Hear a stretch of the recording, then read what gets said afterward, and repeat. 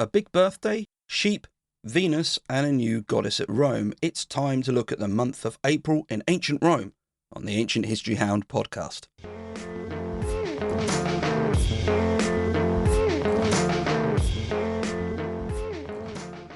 Hi and welcome. My name's Neil, and in this episode, I'm continuing my look at the Roman festival year with the month of April. What I hope to do is get a sense of what Rome was like for people around the time of the early imperial period when it came to participating or just observing festivals. These can tell us a lot about Rome itself and give insights into what people might get up to across all levels of society. Aiding me in all of this is Ovid. He was a famous, or rather infamous, poet whose work Fasti discussed each month and the festivals in it. In many ways, he's an invaluable source, but he's also very prone to speculation. In fairness to him, Fasti is a poem to entertain, so perhaps it's not fair to criticise him too much for that. Oh, and I said infamous because he was exiled from Rome by the Emperor Augustus in AD 8 to Thomas, modern-day Constanta in Romania. Exactly what he did isn't known. Whilst on the subject of Ovid, I should also clarify something I said about him in the January episode. I said back then that he likely wrote the Fasti whilst in exile. It's more likely that he wrote it prior to his exile.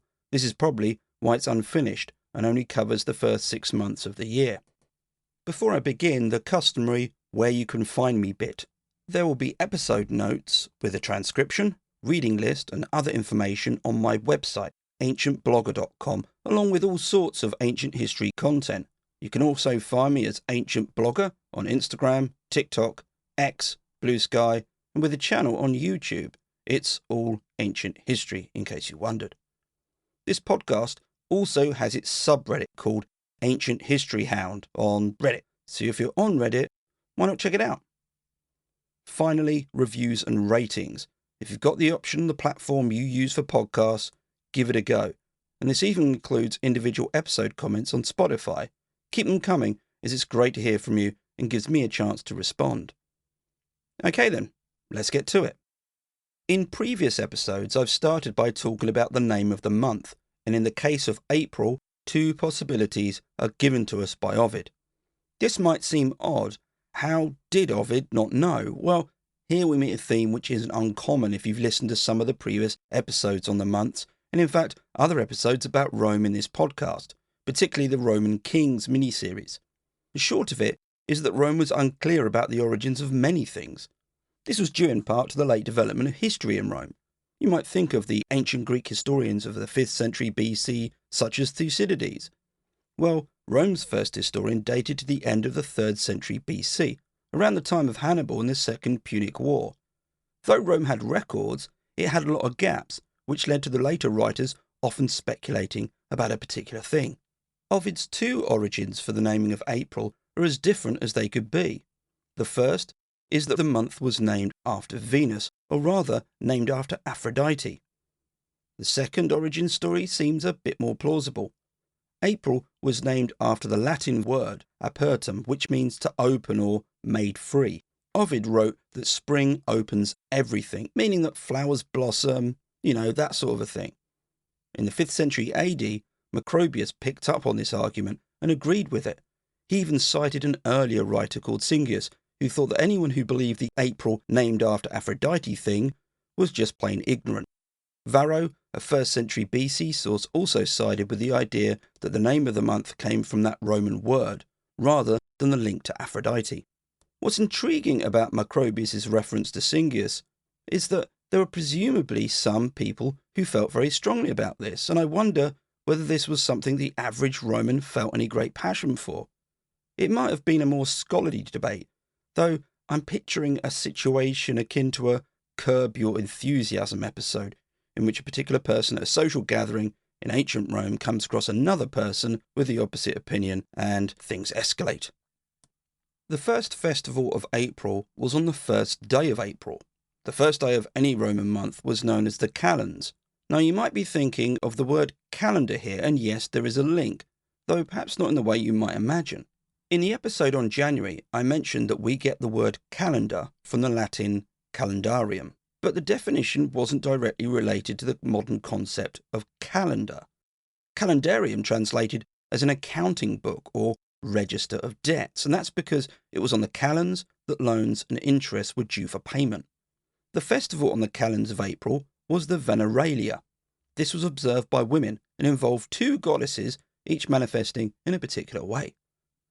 The deities of Greece and Rome often oversaw broad categories, and sometimes an epithet would indicate which area of their worship was being invoked or just related to. For example, Jupiter had the epithet Feretrius, which was linked to his overseeing of oaths. Our first goddess was Venus, with the epithet Verticordia, which translates as something like Venus, the changer of hearts. Here, Venus was directing women to stay chaste and keep their virtue. The second goddess was Fortuna Virilis. Fortuna was the goddess of luck or fortune, and Fortuna Virilis was virile or manly fortune. She was about a woman being more attractive to men and being more successful with them, if you get what I mean. Before I get into why we have this opposition at the same festival, I'll give a summary of what the rituals for both involved, though this comes with a caveat that we don't have that much information. What we do know, though, is that they both involved bathing, and Ovid gives us an overview of this. In the case of Venus, it involved her statue having any jewellery and garlands on it removed before it was washed, and the jewellery put back on and adorned with a new garland of flowers. The woman, or women, then bathed wearing a crown of myrtle, which was sacred to her. Incense was burnt to Fortuna, and a drink of poppy seeds crushed in honeyed milk was taken. This drink was in reference to that which Venus took on her wedding night. Ovid mentioned that women from all levels of society were included in this, and we have an inscription from Praeneste dated to the 1st century AD, and it reads, and I quote, "The women make offerings to Fortuna Virilis, the lower class women, even in the baths." End quote. It's unclear how the festival functioned, and there was likely a great deal of variation. It's plausible that a wealthy woman, sometimes referred to as a matron, might celebrate Venus at home, as she likely had bathing facilities. Much of the majority at Rome wouldn't though, and not having this option, we meet a plethora of questions about how it all worked. I'll start with those who had to use the public baths, or even private ones. Did they celebrate the ritual to Venus? If so, did they take their own small images of Venus, or was one used symbolically for all of them? Presumably if they did, would they then incorporate the rites for Fortuna, as per the inscription? What then about the rich matron? Was this done alone, or did she bathe with others of her class? You might imagine a nice statue of Venus being used with beautiful and expensive jewellery and decorations. But then what? Did she celebrate Fortuna Virilis as well? I don't think it likely, but might she join with the poorer women at the public baths? I say this because you could perceive the two rites linked to different classes at Rome. Venus Verticordia for the rich or better off women of Rome, and Fortuna Virilis to the lower classes. There are certainly other variations, and these two are left for speculation. If that's all a bit of a head swim, then what about the contrasting nature of the goddesses? Why have one instructing you to keep virtuous and the other making you luckier with men? Though we can speculate, there are some clues to follow, and it starts when the cult of Venus Verticordia came to be. The year given was 215 BC, and here we are deep into the Second Punic War. The Carthaginian general Hannibal had invaded Italy and inflicted 3 heavy defeats upon Rome, the most brutal being at Cannae in 216 BC. An outcome of these defeats was that it skewed the demographic at Rome. Families had been stripped of their men, and this is important because it was men who regulated the behaviour of women in a family group. A fear at Rome may have been that the women risked acting out of control. Curiously, in 213 BC, Livy reported a number of matrons being exiled for bad behaviour. He doesn't say what exactly. The cult of Venus Verticordia may have been a way for the state to regulate women's behaviour at Rome, given the imbalance of men. But then what about Fortuna Virilis? An argument here is this was an older cult, which the cult of Venus Verticordia looked to place guardrails upon, following its introduction. Perhaps Fortuna Virilis was seen as a bit problematic, given the situation at the time, hence Venus Verticordia helping, shall we say, balance things out. The mixed messaging of either cult could be considered as pushing for the same outcome. Fortuna Virilis would ensure women were found attractive by men, and Venus Verticordia ensured that this attraction was manifested according to the moral standards of the day. In short, married women behaved themselves, and those that weren't married behaved themselves. Of course, again, speculation, and it could have been that you worshipped either Venus Verticordia or Fortuna Virilis depending on whether you were married or whether you were hoping to meet someone, or perhaps both if you were married and wanted to make sure that your husband's eyes didn't wander too much. The next festival didn't have two goddesses involved, just the one, but not a traditionally Roman goddess. She was invited into the Roman pantheon and made quite an entrance doing so. The 4th of April witnessed the start of the Megalasia. This took place over several days and honoured Cybele. In the course of researching this festival, I realised there's actually an episode I could do on her at some point. She's incredibly fascinating, so keep an eye out for that. Cybele wasn't Roman. She was a deity from what is now modern-day Turkey and had been a popular deity with the ancient Greeks. Her introduction to Rome is explained by Livy, who described both the how and the when. It all began in 205 BC when the Sibylline books were consulted. These were a collection of oracles which advised the Romans what to do in certain situations. The reason for consulting the books was due to a shower of stones being seen the previous year, but also the threat of Hannibal, who was still in Italy at the time. An oracle in the book stated that if ever a foreign foe should invade the land of Italy, he could be driven out and defeated if the Idaean mother was brought from Pessinus. The Idaean mother, as you may have guessed, was another name for Cybele, and Pessinus was where a main cult of hers was based. Rome duly sent ambassadors to King Attalus at Pergamum, who helped secure the goddess, and she was brought to Ostia, where she was met by eager crowds. Exactly what form Cybele took isn't clear.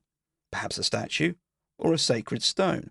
One idea relating to the latter is that this was in fact a meteorite or part of one. Whatever form the goddess took, she was taken to the Temple of Victory in Rome, where she was kept until 191 BC, when she was moved to a temple to the Great Mother, so her own temple. The Megalasia was formed of two main components, the opening procession and the following games. The procession was formidable. Here's Ovid's description of it, and I quote, "Eunuchs will march and thump their hollow drums, and cymbals clashed on cymbals will give out their tinkling notes. Seated on the unmanly necks of her attendants, the goddess herself will be carried with howls through the city's centre streets." End quote. There are a few points to note here, and I'll start with the eunuchs. These were sometimes referred to as galli or priests, and they were brought from overseas. Whether the priests were all eunuchs is debated, and probably best left to that episode where I will focus on it. What wasn't debated, though, was the noise it made. Other sources describe the loudness of it all, and the galli playing instruments and dancing whilst wearing extravagant clothes. It must have been quite something to have watched and heard. The second component involves sacrifices, private celebrations, and games. Noble families would host others. In fact, it's argued that this festival was more closely linked with the richer and more prestigious classes at Rome. Indeed, a law was brought in 161 BC to control expenditure spent on hosting. The games were formed of chariot races in the Circus Maximus, as well as plays which were put on near her temple. Cybele was the first foreign deity brought formally into the Roman pantheon, and as you might expect, this had tensions to it. On one hand, she needed to be respected as per her traditional rites, but there was also an unease about letting things get, well, too foreign. Cybele's direct worship was restricted to the Galli. No Roman citizen was permitted to walk in the procession, and the sacrifices and games were all done the Roman way, as Dionysius of Halicarnassus observed. This aimed to ensure that Rome could accommodate the goddess and her foreign elements whilst keeping things as Roman as possible. In the imperial period, things changed, with Augustus rebuilding her temple and recruiting priests from his freedmen. Claudius went one step further by creating an office of head priest, which was for Roman citizens only. Cybele was therefore an important deity, and one which the Romans were able to integrate, whilst still retaining much of her identity and worship. Before I get to the next festival, I want to go back to why she was invited to Rome in the first place, because there are a couple of questions about this.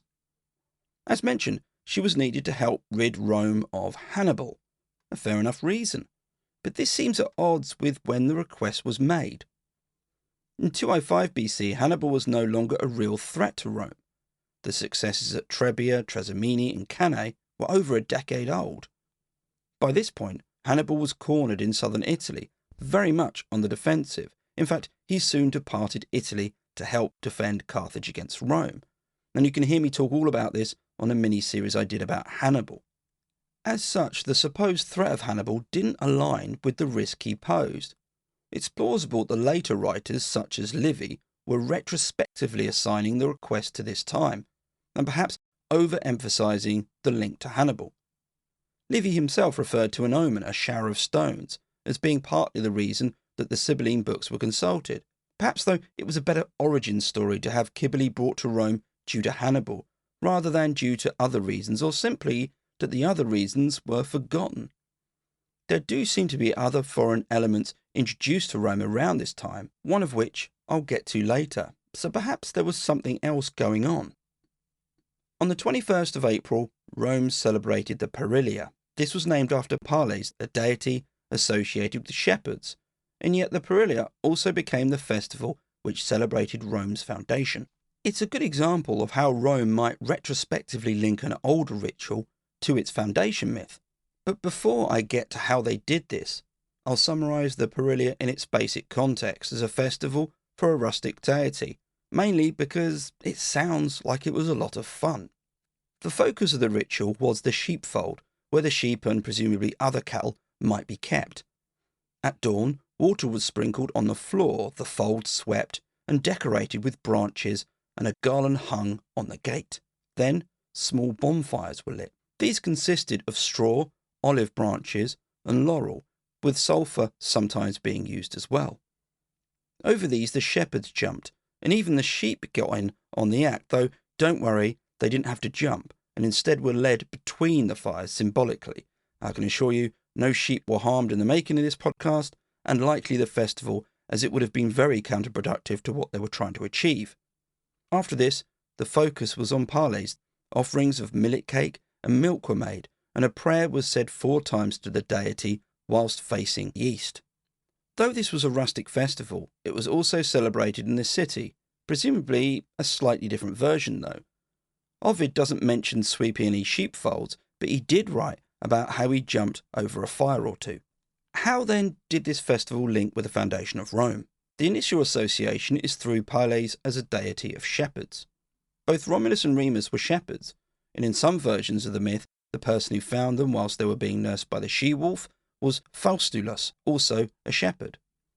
A more direct association was made by some writers such as Plutarch, Varro, and Dionysius of Halicarnassus. These sources have the foundation of Rome occurring when the Perilia was being celebrated. Ovid can be added to this list.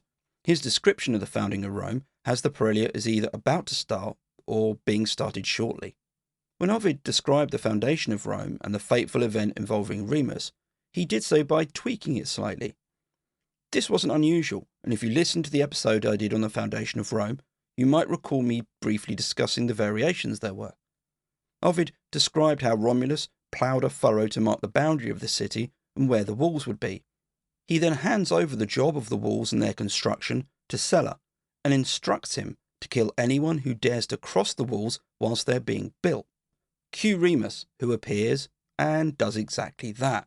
He mocks the walls and then jumps over the walls whilst they're still being built. Sulla fells him with a shovel, and when Romulus finds out, he is distraught. On one hand, you might feel for Romulus, who was naive at best, but the more cynical voice in me senses that Sulla was being set up. Romulus must have known what his brother was like, and perhaps expected him to act in exactly this way. It's not as if he put up a sign saying, "Do not jump over the walls," or mock them.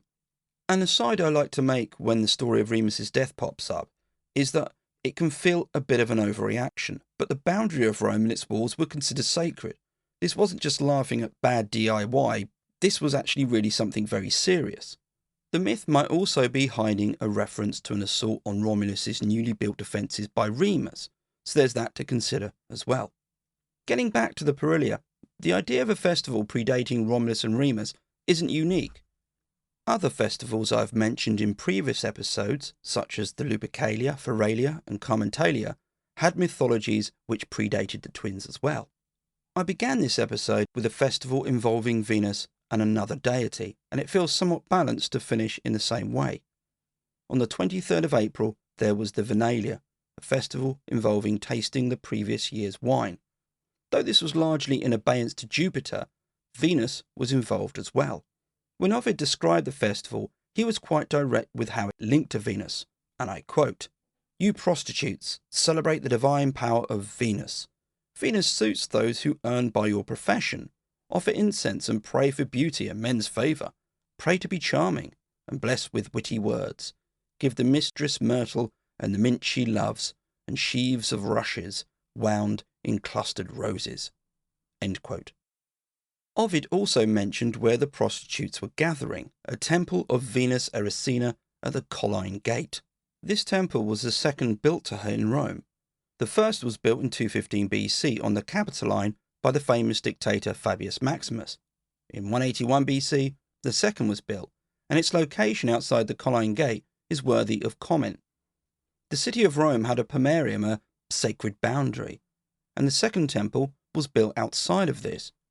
It's plausible that this reflected the status of those who might gather near it, and though the translation I read out used the word prostitutes, the actual Latin word used was vulgares, which might simply mean, and apologies for how this sounds, common women. Why then was this temple built outside of Rome's sacred boundary?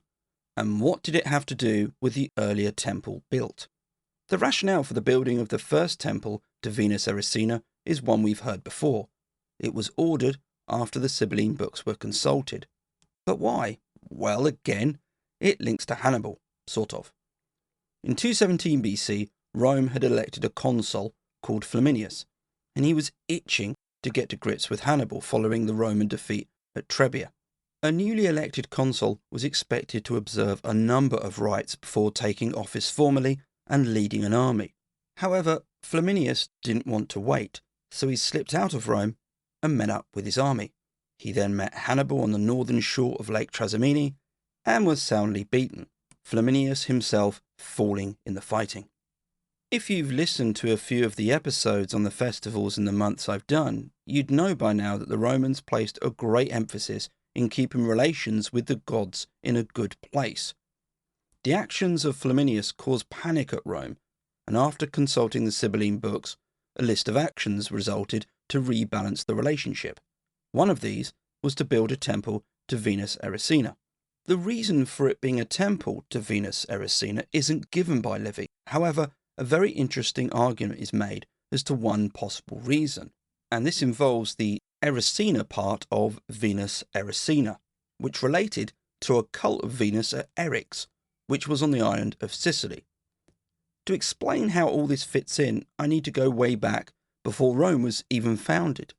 Around 800 BC, the Phoenicians settled on western Sicily at a place called Motia. In case you're interested, I covered this in the first episode on my mini-series about ancient Sicily. As expected, they brought with them their gods, and one of them was Astarte, who had her own temple built there. Near to Motia was a local settlement called Eryx, which became influenced by this cult and had a famous temple to Astarte built there. You may have heard of Astarte. She was a goddess who the Greeks linked with Aphrodite. In a world of polytheistic religions, it wasn't unusual for a culture to associate and identify foreign deities with their own, particularly when elements of that deity were mirrored by one in their religion. When the Greeks arrived on Sicily, it's plausible that they may have worshipped at Eryx, but to Aphrodite. After the First Punic War, which ended in 241 BC, Eryx was under Roman control. It was a short hop from Aphrodite to Venus, and so the cult there was now of Venus Erycina. There was still a sense of the other about her worship at Eryx. For example, the sacrifice of pigs was forbidden as a legacy of her Phoenician origins. There was also a more sensational element, temple or sacred prostitution. I should begin by saying that there's a wide debate about what that meant exactly, and whether this was happening by the time of Rome's conquest of Eryx. But this association held, and might have been behind that reference to prostitutes made by Ovid. This then was Venus, as she was worshipped at Eryx, and with those associations. And why was that important? Well, one argument posits that this was an act of evocatio. This was a Roman ritual which involved persuading a deity associated with an enemy to switch sides. This might manifest as building that deity a temple in your city and supplying them with a cult, which is, well, exactly what Rome did. Rome must have perceived Venus Erycina as still being much of a Phoenician deity or one with Phoenician roots, and of course Hannibal was Phoenician. He was from Carthage, but this was a Phoenician, or had been a Phoenician colony, so there was that association as well. With all of that said and done, it was Jupiter who was primarily the god worshipped here. There would most likely have been a feast where the new wine was tasted and offered to him. The link with Venus may have been through the founding of her temple in 215 BC to coincide with this existing festival. In 181 BC there was a second temple built which Ovid links the common women to.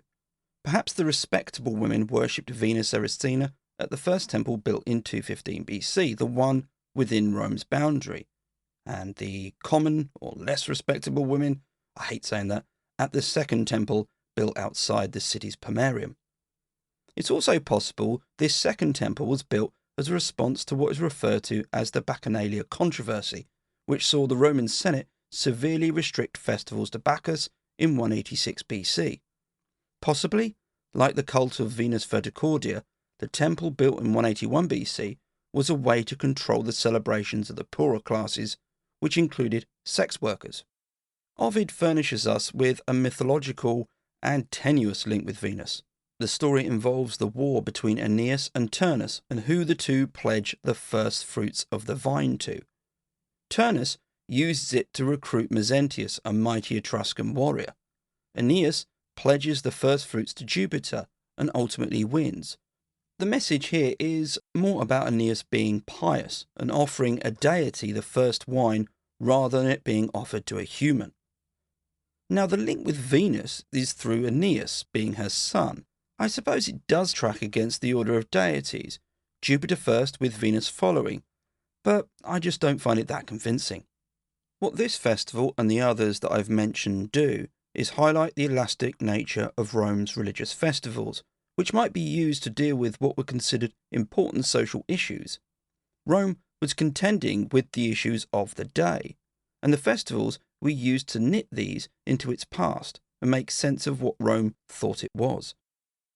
But much more important was that there were sheepfolds being nicely decorated. Perhaps this could be the next big social media thing, and on that point, I've come to the end of the episode, as you've probably guessed. If you want to say hi or leave a comment or review, please do. Until next time, keep safe and stay well.